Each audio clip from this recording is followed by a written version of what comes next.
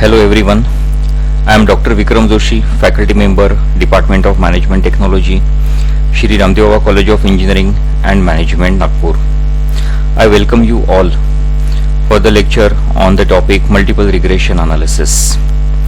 Now, multiple regression analysis is the analysis wherein we are dealing with multiple variables. So we have one response variable, that is dependent variable, and there are number of independent variables. So we are trying to establish the relationship between those dependent or one dependent and other independent variables. For example, if you look at this Excel sheet, here the data is given for various dates on BSE Sensex. So this BSE represents the Sensex value. Then this stands for exchange rate. Then net FII, consumer price index, index of industrial production, and money supply. So it is believed, the assumption is that the Sensex value, BSE Sensex, is influenced by exchange rate, net foreign institutional investments, consumer price index, that is inflation. So for inflation we have taken the proxy consumer price index, then index of industrial production, and this represents the money supply. Now we will see one by one how we can establish the relationship between these variables using R commander. Now this is the R commander which I have opened.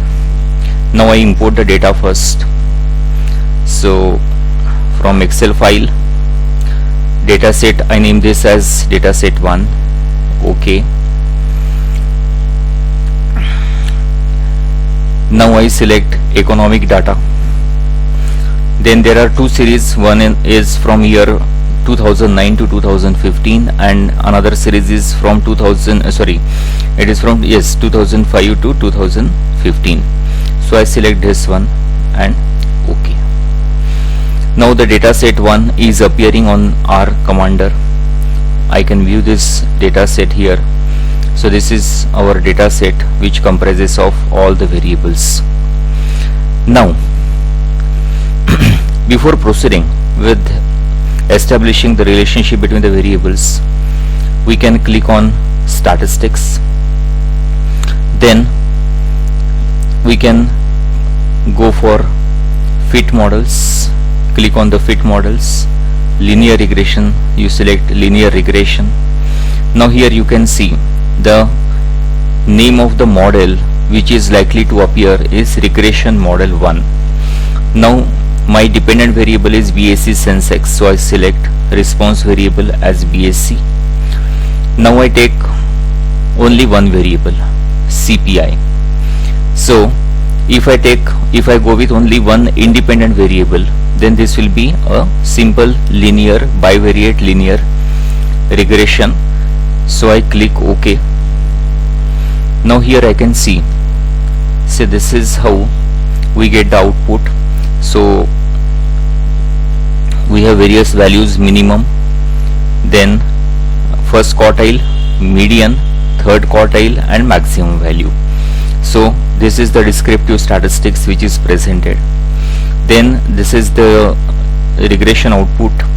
Here you can see that intercept coefficient is minus 61,934.75, t value is minus 14.53, and corresponding p value is approximately equal to 0. So this is 2 into 10 to the power minus 16. So this value is very much low, which is equivalent to 0. Similarly, this CPI, for this the estimate is 360.61, that is the coefficient value. Then the t value of this is 18.65, and this p value is again very low.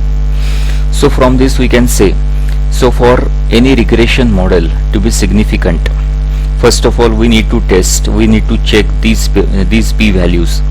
So p value corresponding to intercept and p value corresponding to this variable, it must be significant. So here 3 star, that means this value is very very low, and hence we can say that at 1% level of significance your consumer price index, that is inflation, is significant variable. Here if you see, then another test that we need to perform is you check multiple r squared. So here multiple r squared is 0.7325. so this shows that this CPI explains around 73.25% influence on the BSE Sensex value. Then here F statistics is given. This F statistics is used to test the goodness of fit of the model.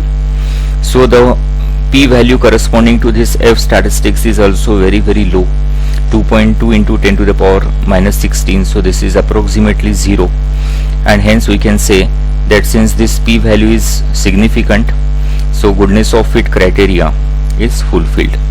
So this model is considered, or if we take only CPI and try to establish the relationship between the BSE Sensex and CPI, we can see that this relationship is highly significant.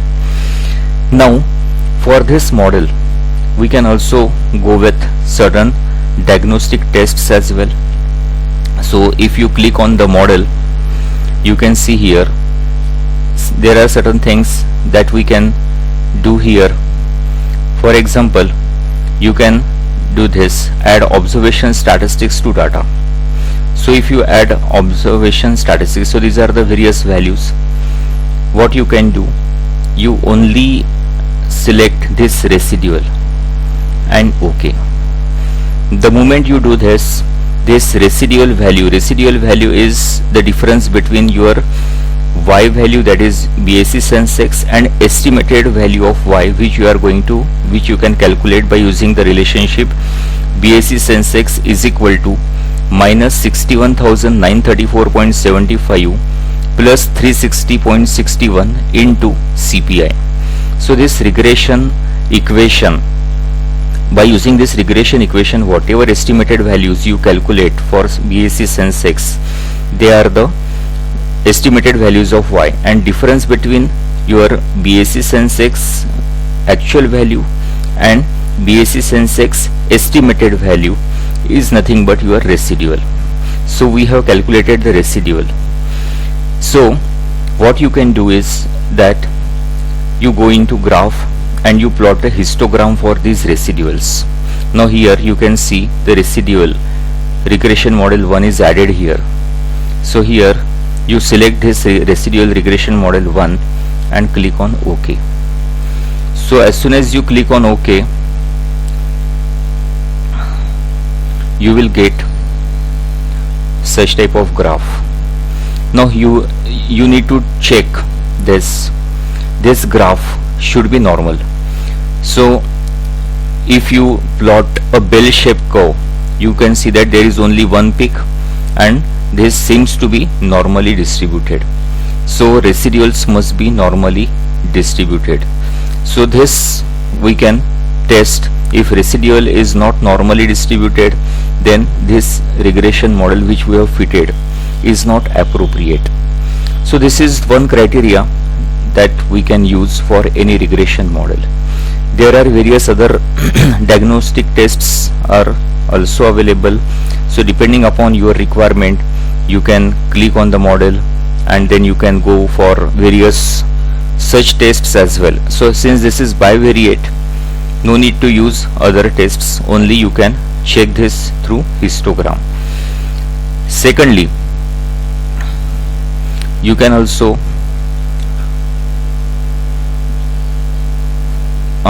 go for scatter plot. In scatter plot, you select your y variable as the BSE Sensex and select your x variable as CPI. Then click on the options, least square lines, OK.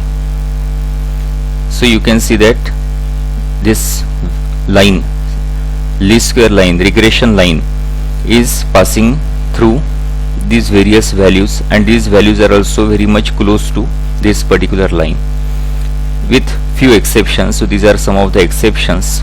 So this is how you can make certain diagnostic tests as well. Then another thing that you can do is you can also get the scatter plot matrix. No need to do this for bivariate right now. So this is all about, so these are the important criteria that we already used for testing for this particular model. So this is simple bivariate regression. But now I want to go for the multiple regression, because I have also identified various other variables as well. So now I proceed for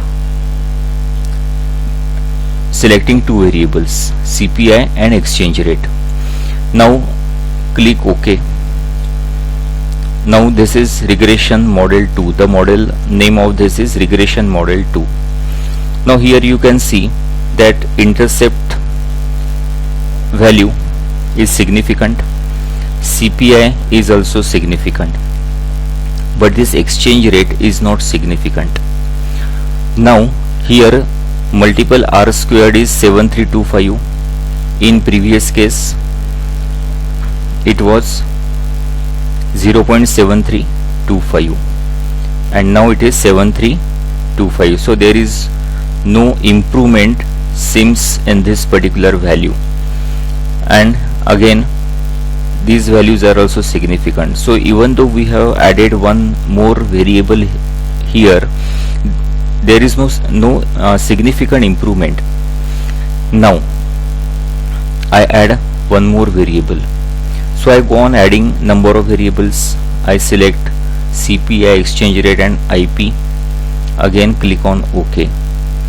Now if I select this, then IIP is here, you can see the dot, and this dot represents 0.10. That means at 10% level of significance this value seems to be significant, because here p value is 0.06.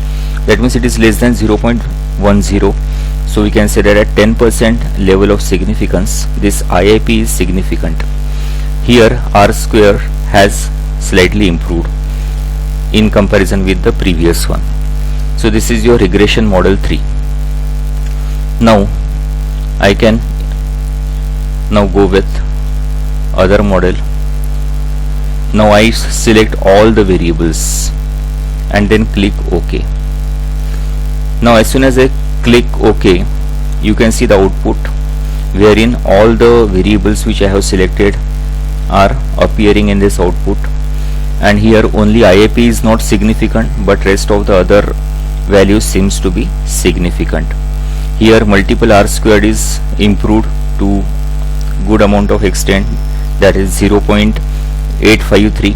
that means all these variables they explain around 85.3% influence on BSE Sensex value.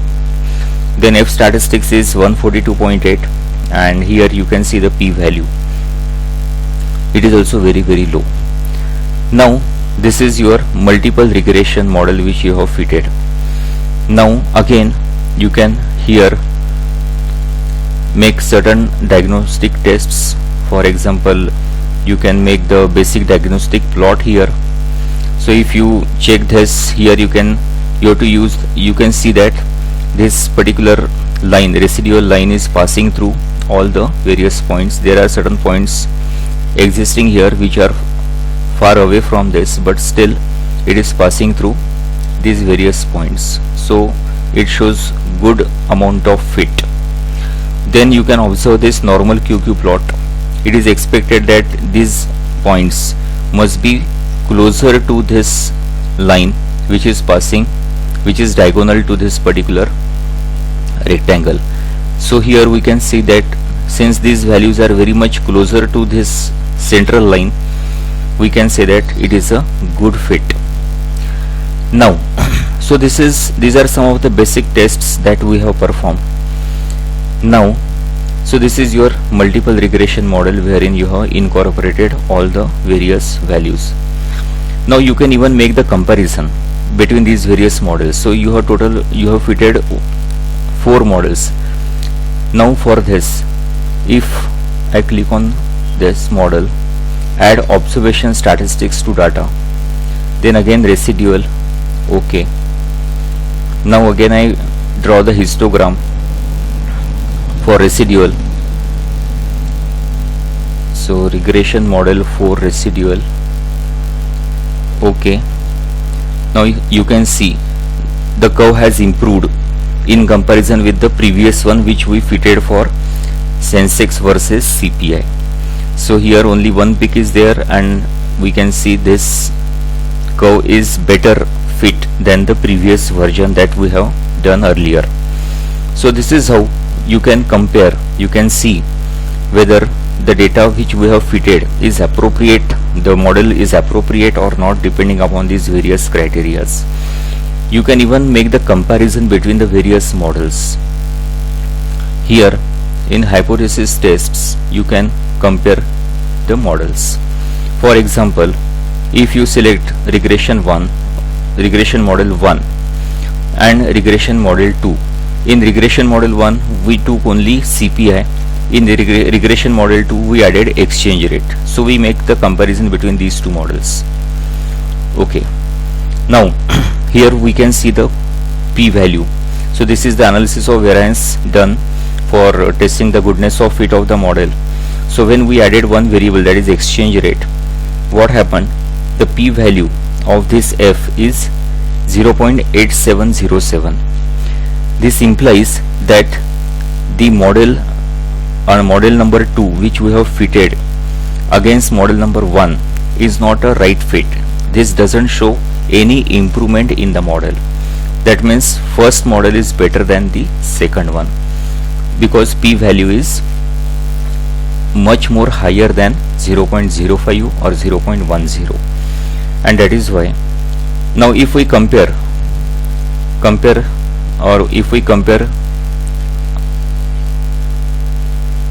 this model and model number 3 and I click OK, here we can see that this p-value has now improved in comparison with this, but still since this value is much greater than 0.05, again we cannot say that this model number 2 is improvement over model number 1. Now I compare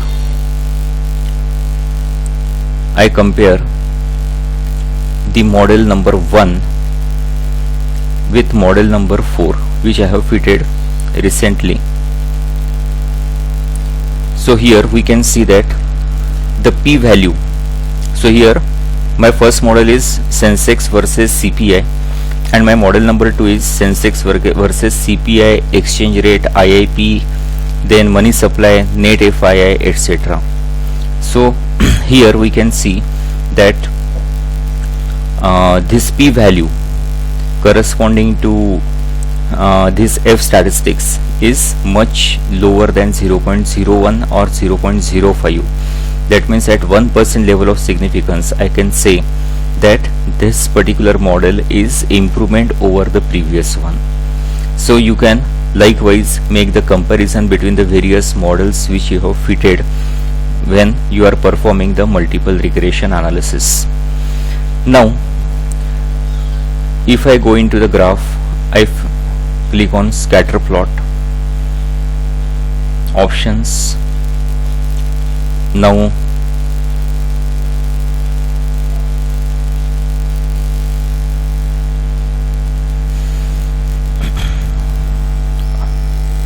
okay,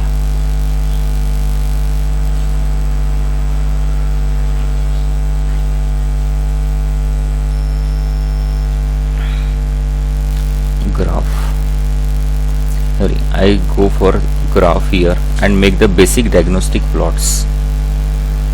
Now if I make the basic diagnostic plot, here you can see this particular plot where I have incorporated all the variables. Now here you can see that when I took all the values, these values are very much closer to this line, so this represents a better fit in comparison with the previous one. So this is how we can perform the various diagnostic tests as well. Now one more test that we can perform here is numerical diagnostics. Now here you are supposed to perform this when we are having multiple regression analysis and we are having number of variables incorporated into our model. We must perform this variance inflation factor test. So this variance inflation factor test, it actually helps us in identifying the multicollinearity if existing between the variables. Now multicollinearity means there are some variables which are correlated with some other variable, and when one independent variable is correlated with some other independent variable, that means between those two variables there may exist some bivariate relationship, linear relationship. So I click on this variance inflation factor. Now it is expected that the variance inflation factor corresponding to all the independent variables must be less than 10. There are some researchers who are very much conservative with regard to VIF, and they say that 2.5 or above is acceptable, but not more than that. But normally majority of the researchers, when they are employing variance inflation factor for identifying the multicollinearity, they normally follow the rule that VIF must be less than 10.